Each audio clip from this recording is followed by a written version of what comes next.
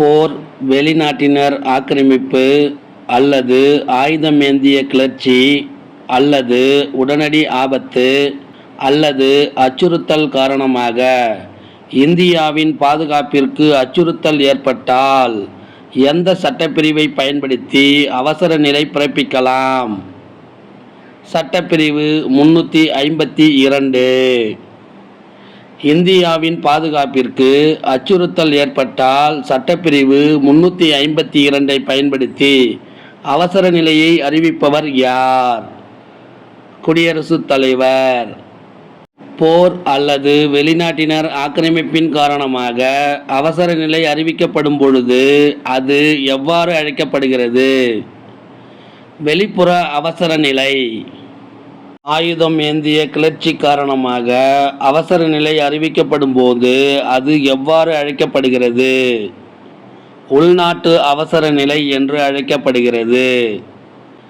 தேசிய அவசர நிலை அறிவிக்கப்பட்ட ஆண்டுகள் யாவை? 1962, 1971, 1975. ஒரு மாநிலத்தில் மாநில அரசால் கட்டுப்படுத்த முடியாத சூழல் ஏற்படும் போது எந்த சட்டப்பிரிவை பயன்படுத்தி மாநில அவசர நிலையை அறிவிக்கலாம்? சட்டப்பிரிவு 356. ஆளுநரின் அறிக்கையின்படி மாநில அவசர நிலையை அறிவிப்பவர் யார்? குடியரசுத் தலைவர்.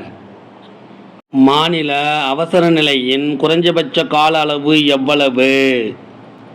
6 மாதம். மாநில அவசர நிலையின் அதிகபட்ச கால அளவு எவ்வளவு? 3 ஆண்டுகள்.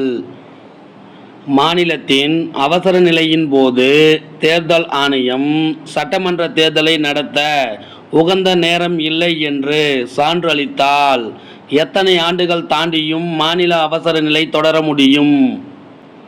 1 ஆண்டு. இந்தியாவில் முதல் முறையாக 1951 எந்த மாநிலத்தில் குடியரசுத் தலைவர் ஆட்சி நடைமுறைப்படுத்தப்பட்டது? பஞ்சாப் மாநிலம்.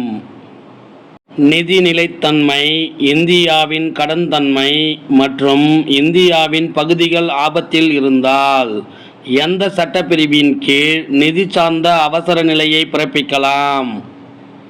சட்டப்பிரிவு 360. நிதி சார்ந்த அவசர நிலை யாரால் அறிவிக்கப்படுகிறது?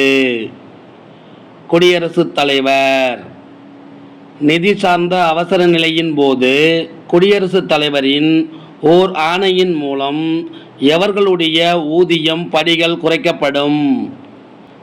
மத்திய மாநில அரசு ஊழியர்கள், உச்சநீதிமன்ற உயர்நீதிமன்ற நீதிபதிகள் உள்பட அனைவரின் ஊதியம். எந்த வகையான அவசர நிலை இந்தியாவில் இதுவரை அறிவிக்கப்படவில்லை? நிதி சார்ந்த அவசர நிலை. மாற்றம், மேம்படுத்துதல் மற்றும் சிறு மாறுதல் என்பதை குறிக்கும் சொல் எது? அமெண்ட்மெண்ட். அரசியலமைப்பினை சட்டத்திருத்தம் செய்வதில் பின்பற்றப்படும் முறைகள் மற்றும் திருத்தம் செய்வதில் நாடாளுமன்றத்தின் அதிகாரங்கள் பற்றி கூறும் சட்டப்பிரிவு எது? சட்டப்பிரிவு 368. சட்டப்பிரிவு 368 எந்த பகுதியில் உள்ளது? பகுதி 20 உள்ளது. நாடாளுமன்றத்தின் எந்த அவைகளில் அரசியலமைப்பு சட்டத்திருத்த மசோதா அறிமுகப்படுத்தப்பட வேண்டும்? மக்களவை மற்றும் மாநிலங்களவை. நாடாளுமன்றத்தின் ஒவ்வொரு அவைகளிலும் எத்தனை பங்கு உறுப்பினர்கள் மசோதாவிற்கு வாக்களித்தால் மட்டுமே குடியரசுத் தலைவரின் ஒப்புதலுக்காக அனுப்ப முடியும்? 2/3 பங்கு உறுப்பினர்கள். அரசியலமைப்பு சட்ட திருத்தம் யாரால் மட்டுமே கொண்டு வர முடியும்? நாடாளுமன்றத்தால் மட்டுமே கொண்டு வர முடியும். சட்டப்பிரிவு 368 எத்தனை வகைகளில் அரசியலமைப்பு சட்ட திருத்தங்களை செய்ய வழிவகுக்கிறது? 3 வகைகளில் சட்ட திருத்தங்களை செய்ய வழிவகுக்கிறது. நாடாளுமன்றத்தின் சாதாரண அறுதி பெரும்பான்மையின் மூலம் அரசியலமைப்பை திருத்தலாம் என்று கூறும் சட்டப்பிரிவு எது? சட்டப்பிரிவு 368. நாடாளுமன்றத்தின் சிறப்பு அறுதி பெரும்பான்மையின் மூலம் அரசியலமைப்பை திருத்தலாம் என்று கூறும் சட்டப்பிரிவு எது? சட்டப்பிரிவு 368. நாடாளுமன்றத்தின் சிறப்பு அறுதி பெரும்பான்மையுடன் பாதிக்கும் மேற்பட்ட மாநில சட்டமன்றங்களின் ஒப்புதலை பெறுவதன் மூலம் அரசியலமைப்பை திருத்தலாம் என்று கூறும் சட்டப்பிரிவு எது? சட்டப்பிரிவு 368. அரசியல் அமைப்பு செயல்பாடு குறித்து ஆய்வு செய்ய 2000 இந்திய அரசு ஒரு தீர்மானத்தின்படி அமைத்த ஆணையம் எது? அரசியலமைப்பு சட்ட செயல்பாட்டிற்கான தேசிய சீராய்வு ஆணையம்.